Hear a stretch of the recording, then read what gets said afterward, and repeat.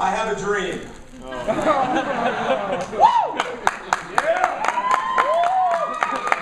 That one day, this nation will rise up and live out the true meaning of its creed. We hold these truths to be self-evident, that all men are created equal. My fellow citizens of the world, ask not what America will do for you, but what together we can do for the freedom of man. My firm belief is that the only thing we have to fear is fear itself. Many great messages have transformed and created movements. Let me show you a couple. I have a dream that one day, no matter how long it may take us, as long as we have faith in our cause and an unconquerable willpower, knowing that here on earth, God's word must truly be our own. This is a time of challenge to our interests and our values. And it's a time to test our wisdom and our skill.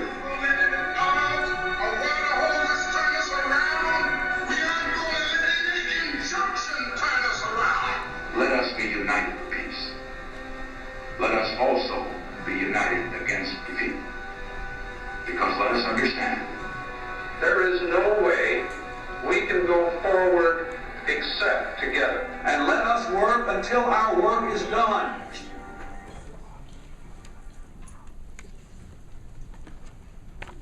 I start with this video because every transformation, every movement is a transfer of emotion. And the ability to public speak, the ability to change people's state, change people's views, is not something people are born with. It is definitely a developed skill.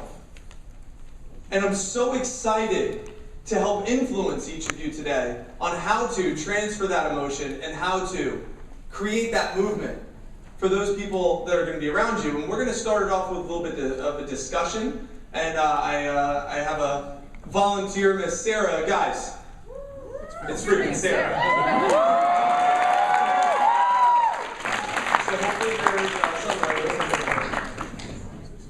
So what we're going to do is we're going to open it up for a little bit of discussion to start this off. And the topic is, what makes an effective speaker? So what makes an effective speaker? I don't have two mics, so you're going to need to stand up and speak out. So I want you to think about the most effective speakers that you've watched, whether it be an executive, a message from the past, a coach, a halftime speech, a politician. I want you to think about the most effective messages, inside vector, outside vector, anywhere you've ever been where people are public speaking. So how can you tell if they're going to be an effective speaker? So let's go ahead, we'll start over here. Energy. So energy. So we're going to make this list. So energy. Confidence. Confidence. Awesome. Emotion. Emotion. I was going to say passion. Passion. Love it. Commitment. Commitment. Engaging the audience. Engaging the audience. Awesome. Grabs your attention. Attention grabber. Volume. We'll go here. Volume. Volume. Believability. Believability. Being able to relate. Clarity. Clarity. Selective eye contact. Selective eye contact. Credibility. Credibility. Body language. Body language. Voice inflection. Voice inflection. We'll take 3 more. Understanding what you're talking about. Understanding, knowledgeable about the topic. Preparation. Preparation. Yes. And 1 more. Sincerity. Sincerity. Love it. So we have a pretty good list. I think that's a great list. Thank you, Ms. Sarah. Let me ask you a question. Follow-up. Follow-up question to this. What makes you zone out?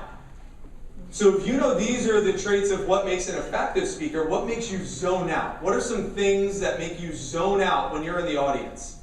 Monotone. Monotone. Rambling. Rambles. Oh. Unorganized. Long-winded. Long-winded.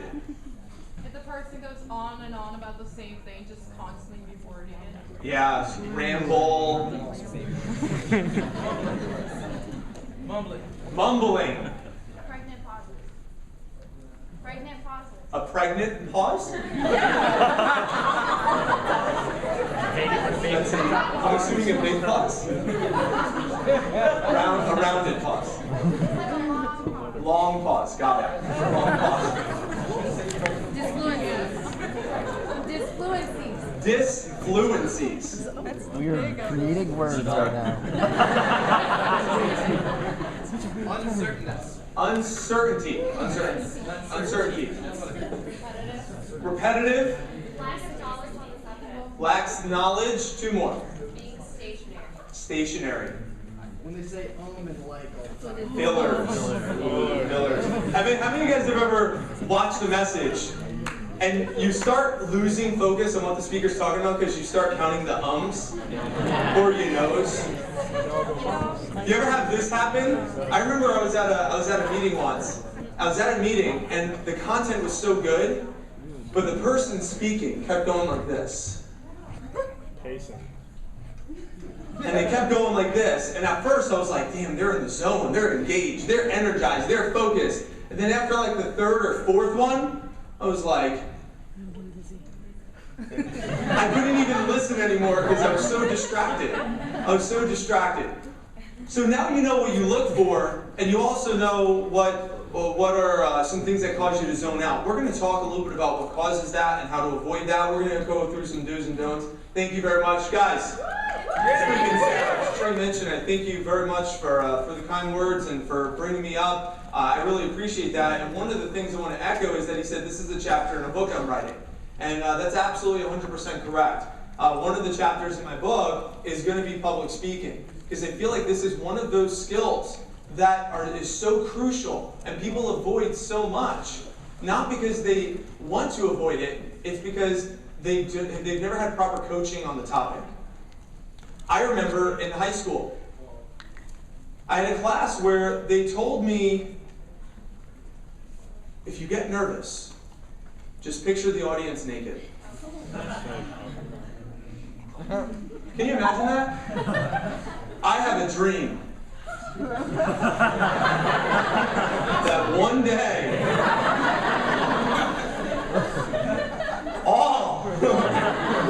can you imagine? Or another one, picture a dot in the back of the room. I have a dream that one day, you see what I mean? These were some of the ways that they teach public speaking. They're horrendous themselves. So I'm going to give you some goods. I have an outline for you to follow. Let's go ahead and start with confidence. As far as confidence goes, it's important to understand that you're giving the message for a reason. Some of you might not like discomfort. I didn't like discomfort. That's why I was over 250 pounds going into high school, because I didn't like being uncomfortable. So therefore, I intentionally started pursuing things that were uncomfortable, because that's the only way for me to what? Grow. Confidence is developed. Confidence is developed through experience. Speaking one-on-one here at Factor is a great way for you to start developing those one-on-one skills. Those interpersonal communication skills, that's ground one. And you all have learned that. That is great. But now let's take it to the next step. Speaking one-on-one with people you're uncomfortable with. I did this exercise as a manager. We were at Applebee's, and I said, I will pick up the tab for anyone that can go get 3 phone numbers to other people in Applebee's. Oh, Okay. Go get phone numbers to 3 people that are here at Applebee's. Now you might say, well, what does that have to do with public speaking? Everything. Because it develops a high level of self-esteem and self-confidence. Does that make sense? So, increase that experience. The more you do it, the easier it becomes. The next point is become the expert. Be someone worth listening to. How do I mean by that? Well, very important to just own something. Something that you can be known for. Me, when I was new, I got known, so those of you that have been around for a little bit, what was my go-to keynote message I taught for years? Time management. Time management. For those of you that have been around, time management. That was my one thing. That's all I was known for. It was like, you hear Micah Brown, what do you think of time management? Another topic that's in the book. Time management was my one thing. But I realized that I have this passion for influencing people. And the only way I can influence people is by learning how to public speak. My first message, Matt might remember, at a team meeting, hid behind the paper, read it word for word. No exaggeration. It was, I was almost falling asleep. That was my first message. In fact, I have notes from the first time I gave it, like one of my first messages where it says, don't say on the handout. It says pause on the handout. It says tell corny story about ... and like written out in sentence form. That was what my outline said because I was so new to public speaking. It's developed through time. So you got to keep learning. Look for new material to speak about. Become an expert. Create the desire where others want to learn from you. So let's go into the meat. Let's go into the meat. 2 parts of the meat. How many parts? 2. 2 parts. Before you deliver the message and while you're delivering the message. Which is more important? Both. They're both. They're both so important. They're both so important. Here's why they're both so important. I know I had a lot of friends growing up with speaking where they're like, I just wing it. You ever hear that terminology before? Just go up there and wing it. You're good enough. Just go wing it. Well, the thing about winging it is, could the audience tell? Oh, they can tell. Especially if they're an influencer. If they are a public speaker, they can tell when someone's winging it. So if you want to avoid losing that person who could potentially be someone worth influencing, you need to be better than everybody else in that room. That would be the goal on that topic, because you're the one speaking about it, right? So you got to be prepared. Bless you. So before the delivery, you want to become the guru. So a couple things that you can do to know your information: research the topic, be the expert. Find one thing to master. Now, once you master this topic, here's a tip. Write down every single thing you know about that topic. Just list it all out. Boom, boom, boom, boom, boom. Everything, this handout was just a bunch of things written out. And then what you do is you take all this information and you clunk it into no more than 3 objectives. If it doesn't fit into those 3 objectives, what do you think you do with it? Throw it out. It's not worth putting into your message. So you chunk it into 3 objectives. How many objectives? 3. Because anything more than that starts dragging. 2 is good. 3 would be, I would say, because think about it, how awkward is it? It's like, guys, I'm going to talk to you about public speaking today. I have 26 points, and underneath each of those 26 points is going to be 45 different subcategories on how to public speak. You automatically got intimidated and lose focus before I even start. It's like, guys, I just have 2 simple things to learn about public speaking today. What to do before the delivery, what to do during the delivery. It's like, oh, okay, this part really is simple. You see? You don't want to lose your audience before you even start. So break it down to no more than 3 with 1 singular focus. How many? 1. Anytime I ask somebody and I critique their message or they ask me for feedback, I say, what was your intention of the message?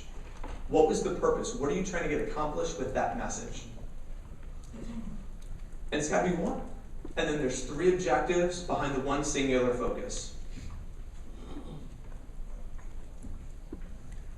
So the next point, it says prep for the message.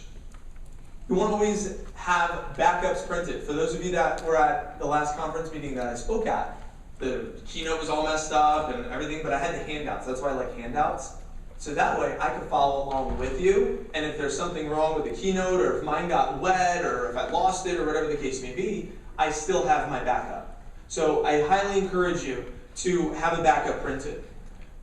Next point before your delivery, set the stage. Prep the room, check the mic. How many of you guys ever been on the receiving of this message? Been on the receiving of this, where someone speaks into the mic? I've been guilty of this.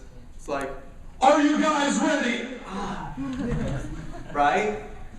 You got to check the mic before you start doing the message, right? You want to check the space. See, this space of this room is completely what? Shifted here, right? See, center is here. The like screen is all the way over there. It's a very awkward stage for this room, right? So you got to learn how to connect with the audience. So how as a speaker, this is, I'm going to talk about this in a moment with delivery, but I'll just talk about it now. How the heck can I make sure I don't lose them back there, right? While I'm speaking to the group, right? How do I make sure that I don't lose them over there? How do I make sure that I don't lose them over here?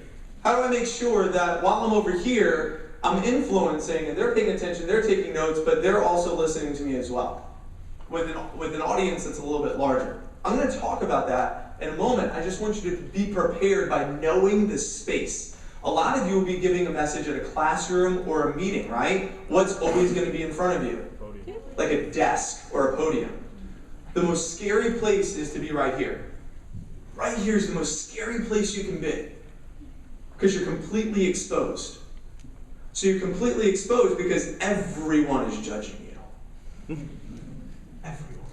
And it's so fun. It's like awkward almost as like a public speaker when you see the eyes. And like I'm like, oh, is my fly down? Like, is there a stain? You know, like what's going on, right? So I used to get like a little subconscious. I used to get a little bit nervous about it because more times than not, like there was a stain or the fly was down. It's like sometimes intentional. Just want to see you paying attention. So I share this with you because you want to prep the stage. You want to prep the stage. Set the stage, prep the room. Types of messages. There's different types of messages. You need to know the type of message you're going to be delivering. Informational, instructional, motivational. As far as an instructional, you need to know that you're there to teach. See, instructional messages, this is an instructional message. This right here, in my opinion, it's harder to engage the audience because you're teaching. It's harder to engage the audience because you're teaching. And we think of school. And how long is the attention span when you're teaching? I could see it in the audience, and that's why if I see it when I'm speaking and I lose someone's, like, I could see like the shift in the body language. Show me real quick what I mean by the shift in body language. Everyone shift. Just shift. Do the shift where you lost interest. The lost interest shift. You guys are like really good at that. They're like really good at the. So you see the shift in the body language. When you see the shift in body language, what does that tell you as a speaker? You got to change something. It's not that you're boring; it's that you're having them you're losing interest. So that's why you just slip in like a sexual innuendo, and they're like, "Oh my gosh!" You talk about this fly area, and then you reel them back in. So you kind of pay attention a little bit if you really want to be an effective speaker. Also know your audience. I'm not going to talk about my crotch region if I'm talking to a group of like business professionals. It's going to be a little awkward because they're going to get even more excited. And we can't have that. No, we can't have that. I'm trying to be professional here. So if you're giving an instructional message, there's a couple things that you can do. You always want to allow the crowd to take notes. So if you're teaching something that you're an expert on, know what's the worst? What's the worst? You know what the worst is. You can't take notes. Oh my goodness, right? They give you something golden, or if it's on the screen, and you're like, ooh, I like that. Ah, and it's gone, right? Like, ah, right? Or they give like a great phrase, you're like, ooh, I love that. And it's like, you can't like interrupt and say, can you say it again? So you need to know as a speaker, you gotta honor those people. So how do you deliver it and make sure you say it slow when you're instructing them? Here's how you preface it. You say it like this. Now this next point that I'm gonna make might be something you wanna jot down. So that way, what do? They get prepared to take note. Does that say, you guys see that? So I'm prepping the audience to take notes. So something you might want to jot down is this, and like almost like a pause, right? So you create the stage before you give them the information. Then once you give them the information, you say it fast once so they can see how what? Like how well, how exciting, like how good it is, but how long it is, right? They need to know how long it is. Like, how much space am I going to need to write this in? You see? So you give them a phrase. The golden phrase is whatever it is, right? And then you say, here's the golden phrase of public speaking. And you're like, ooh, that was really good. So guys, so one more time. Here's the golden phrase of public speaking. Do you see that? Nugget. See what I did with my voice as well? I'm going to talk about that in just a moment. So you have instructional. How else do you allow role play if possible? If you can allow the audience to role play, that's going to help your speech. Let me show you what I mean. You guys have 3 seconds. Find a partner right next to you. 3, 2, 1. Cool. Raise your hand if you are a lonely person right now. You do not have a partner. Find another person has their hand up and they're also lonely. Kimmy, don't leave me. They're waiting for you. Find them. You have 3 seconds to find them. 3, 2, 1. And go ahead and what you're going to do is you guys got your partner? Yeah. What I want you to do is I want you to stand up and face your partner. Stand up and face your partner. Oh my god. There we go.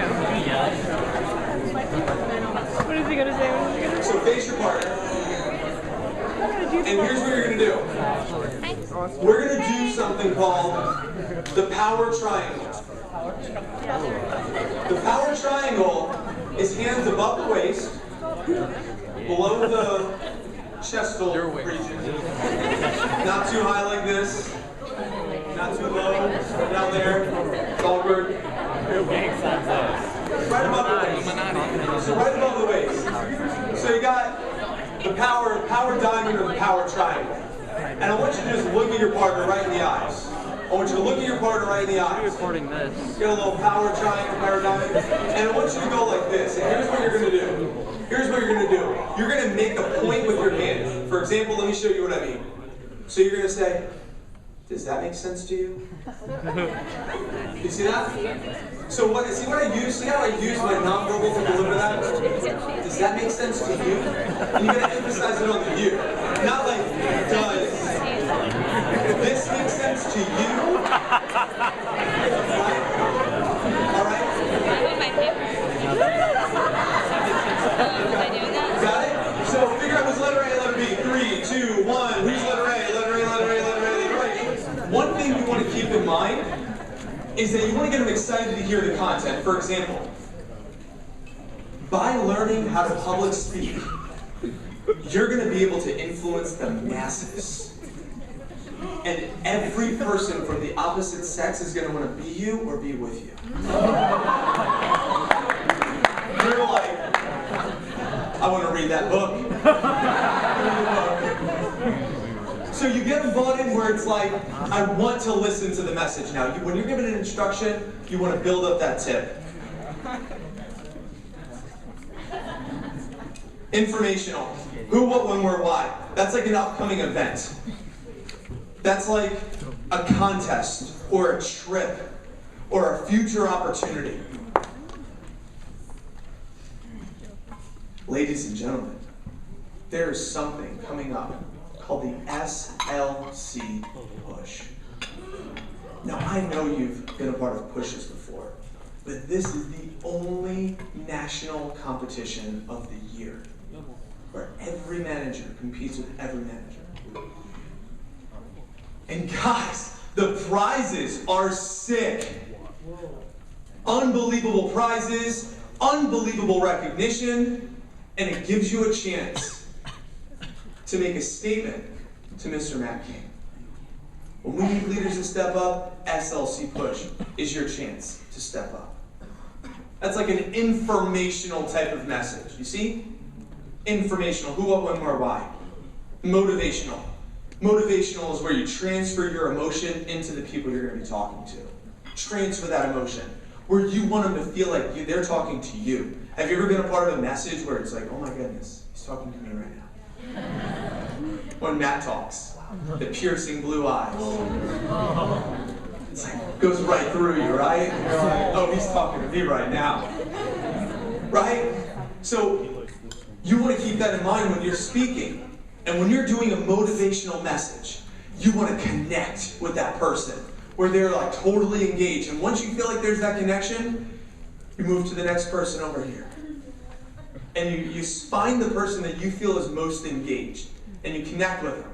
And you wait for them to nod or smile or make something.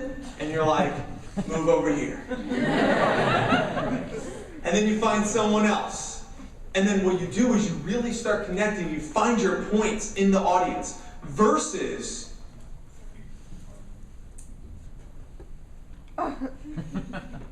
does everyone see what I'm talking about here? A lot of times when people speak, they're speaking to the room versus speaking to the individuals that are in the room. See the difference? You want to connect with as many people as possible where it resonates with that person. That's motivational. When you prepare your message, there's other tips in here that are going to help you, such as visualizing giving the speech before giving it. I love how when Patrick Herrick spoke, he mentioned my opening comments as Mike mentioned earlier, or as Matt mentioned earlier. What does that show you? That he was what? He was paying attention. He was in the room. Because one person might have said, I already heard that. And it honors that person that was paying attention as well. Nothing's worse when you hear something from one person, they make that point, and then the next person makes the same point, and you're like, did they not like coordinate this? Like, you guys not listen to each other? What's going on? Right? It makes it seem like it's unorganized, and you don't want that. So opening. Your opening statement for your speech is an audition. Have you guys ever been guilty of judging the person before they even started? Like in the first 15 seconds, before they even start talking, before they even get into their content, you're judging them. You're like, all right, take out the phone. Right? Or, this isn't going to be that good. And you start judging right away. I'm guilty of that all the time. All the time. And then I stop listening to their information, and I start judging them the entire time. Oh, it's a terrible disease. I can't get rid of it. But we're guilty of it, right? We don't want that that pressure to be put on us. So in order to handle that, you want to make sure that you open up and powerful. How do you open up powerful? Well, there's so many different ways you can do it. You can try to do funny. Funny is always good, but if you're not funny, it's tough. It's really tough. Try to force it. You can open up with a story. People love stories. You can open up with powerful quotes or facts or a video. You open it up where it draws your audience in. Get drawn in because people love to be entertained. Start off with something like this. Come off the stage and say, ladies and gentlemen, what you're about to learn today. You're about to learn one of the most impactful skills that you will ever get a chance to learn. One of the skills that will help you transform into the person you ought to be. You're about to learn how to increase your confidence, increase your communication skills, and increase the ability to influence the masses. Ladies and gentlemen, you're about to learn how to public speak. Get ready.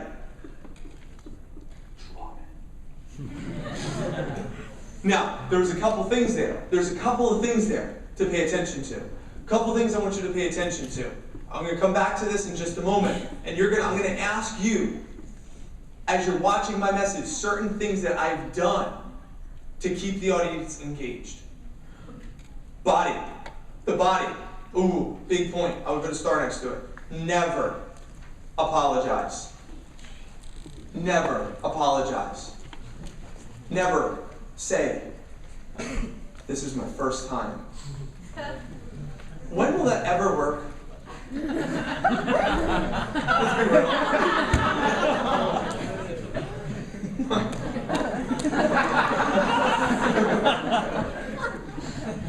Just go revisit point number 1.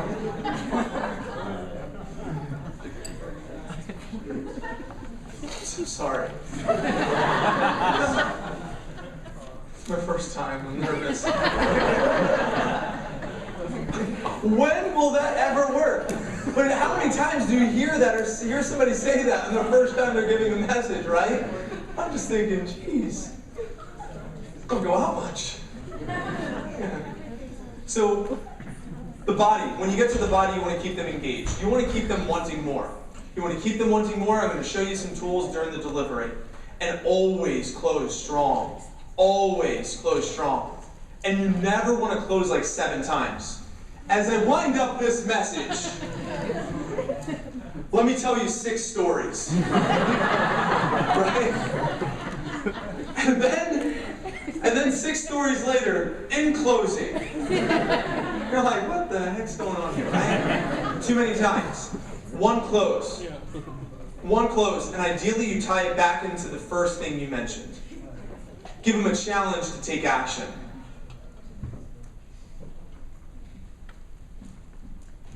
An expectancy of improved results. This is good as well. This is what I just mentioned. Before listening to this message, maybe you were a little nervous to take on the opportunity of speaking in front of groups. Maybe you were a little uneasy. But you take these tools that you just learned today. You revisit this outline. And you work your room. You get people excited. And you deliver the most outstanding message you've ever delivered. And you get a standing ovation because of the information you just delivered. How is that going to feel? Let's take action. You see, something like that. Something like that to wrap it up and help them take action. So delivery points. Let's go around the horn real quick as I wind up. Delivery. There's a couple of things I've done during this message. I'm curious to see what you've pointed out or noticed. I guess we don't have to write it up here, but let's go around real quick. On delivery to keep the audience engaged, what are some things? I know you mentioned them in the beginning, but what are some specifics from this message? Moving down off the stage and into the aisle. Using the space. Very important point. This is very important, learning your space. Here's the space.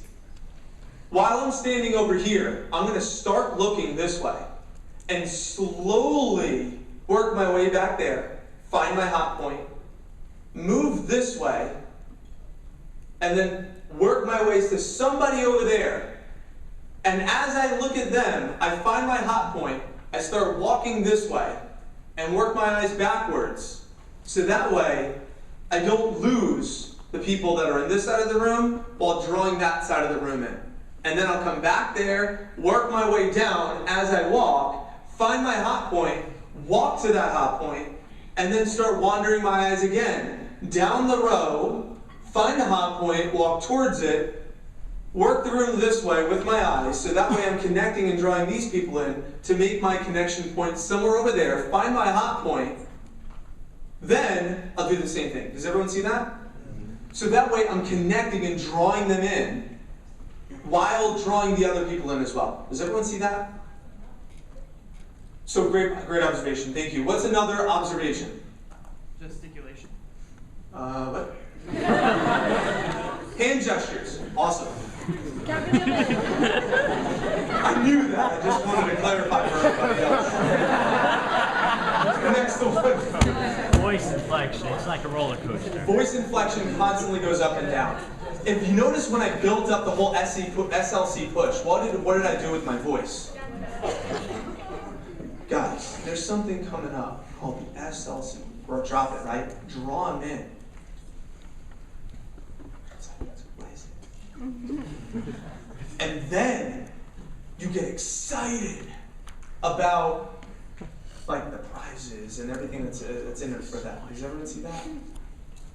So you drop it down to draw them in. Do you know what the biggest and loudest thing you can ever do to draw your crowd in?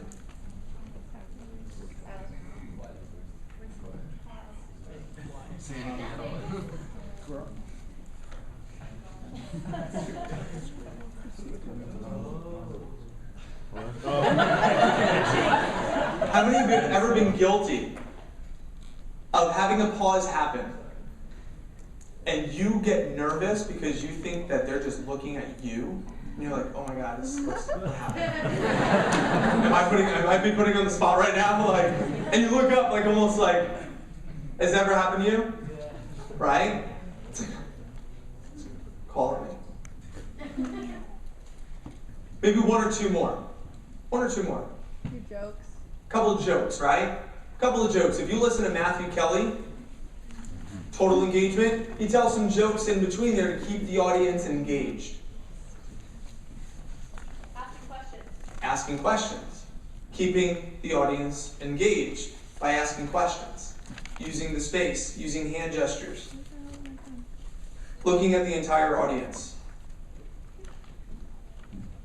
For those of you guys that were SC1, you saw Carl Drew act out on his stage of like the car ride and all this, and using visualization tools. Is that effective? Yeah. The reason why most of us don't enjoy doing that, because we don't like risking looking what? Foolish or stupid or silly, right? But guess what? You're the one with the microphone. You're the one on stage. People want to listen to you for a reason. So a couple of the do's and don'ts. We already knocked out all of these. Going through the message. Be a storyteller. Grab their interest. Stay on time. If you need time signals, get them. Open it up and close it up strong. Tell them what you're going to tell them. I would put a star next to that. That's fundamental. Tell them what you're going to tell them. Tell them, and then tell them what you just told them. Find your hot spot. Someone that's going to bring you the juice. Someone that's going to smile and nod with you. Someone that's going to that can be your focus point, right? Brings you the juice. Brings you that smile, right? Find that person in your audience. Here's a side note, a little advanced tip you can take to the side, is prep them beforehand. Say, hey, I'm going to count on you. I need you to bring the juice. They'll know what you're talking about. The don'ts. Don't close multiple times. No tangents. No personal inside stories. Remember that time when? No, I wasn't freaking there. Don't just end and drop the mic. Even though it's cool, don't do that. Don't do that. Avoid the fillers. What's a filler? Like. Like. Oh. You know what I, you know? No, I don't freaking know, so I'm listening to you. Right? No gum. Don't speak too fast. Never apologize. I messed up during this message at least 17 times. At least. Especially my opening. And don't believe those myths. I highly encourage each of you to take all of this information you just learned and try to keep it as simple as possible to the point where you can take this and you can implement it into your local offices, into your schools. Volunteer in your local community. Go to your church or your synagogue, your shul, wherever you attend. Ask them, do you mind if I run a workshop? Can I conduct a message on blank? I feel like I'm really knowledgeable about blank. And just put yourself out there. Make a difference in other people that want to hear the things you have to share while trying to apply some of the things you learned today. I firmly believe if you take immediate action and you do that, by this time next year, there might be one of you who will give this message. And that's the goal.